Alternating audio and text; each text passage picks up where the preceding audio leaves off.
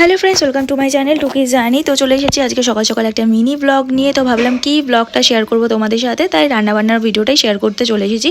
আর এখানে দেখতে পাচ্ছ ডিম পোচ, আলু ভাজা, আর এখানে আছে ভাত ভাজা, আলু, ফুলকপি, পেঁয়াজ, ডিম, এই সমস্ত কিছু দিয়ে ভাতটা ভেজে নিয়েছি। আগের দিনের ভাত ছিল সেটাই ভেজে নিয়েছি। তো এটাই আমি আর আমার যা আজকে ব্রেকফাস্টটা সেরে নেব। তো তার সাথে এখানে রান্নাবান্না স্টার্ট হয়ে গেছে। দিয়ে দিয়েছে রসুন ফোড়ন আর তোমার কাঁচা লঙ্কা, পেঁয়াজ আর কালো জিরে দেবে। এটা হবে ডালের জন্য ফোড়ন দেওয়া হয়েছে। তো আজকে আমাদের কী কী রান্না হচ্ছে সেটা তোমাদের সাথে শেয়ার করব। তো ভিডিওটা খুব বেশি বড় করিনি, যেহেতু মিনি ব্লগ বুঝতেই পারছো। আর এখানে হচ্ছে বোয়াল মাছ 3 পিস ছিল, তো সেটাই রান্না করা হচ্ছে বাবার জন্য, মানে শ্বশুরমশাইয়ের জন্য।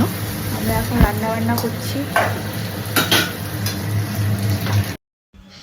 তো এখানে আমি ভিডিও করছিলাম বলে ও খুব হাসছিল। অ্যাকচুয়ালি হাসার কারণটা হচ্ছে ও মানে ডালের জন্য ফোড়নটা যে ভাজছিল সেটা দেখতেই পেলে, তো সেখানেও কালো জিরে দিতে ভুলে গেছিলো, সেই জন্য ও হাসছিল। আর এখানে কাতলা মাছ ছিল, কাতলা মাছটা হচ্ছে গ্রেভি করা হয়েছে। আর এখানে বোয়াল মাছের ঝাল, তার সাথে ডাল।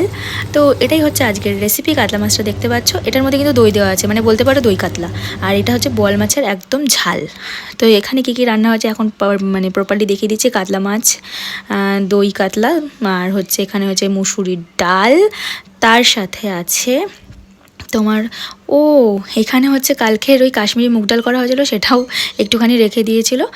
আর এই হচ্ছে শিম দিয়ে আলু দিয়ে একটা চচ্চড়ি, এটা তোমাদের সাথে দেখানো হয়নি যেহেতু আমি স্টেশনে ছিলাম, তো তখন রান্নাটা হয়ে গেছিলো। আর এখানে হচ্ছে ধোয়া ওঠা ভাত, আর তার সাথে আছে বোয়াল মাছের ঝাল। তো এগুলো দিয়ে আজকে আমরা লাঞ্চটা করব। তো আমাদের রান্না বান্না কমপ্লিট। টাটা।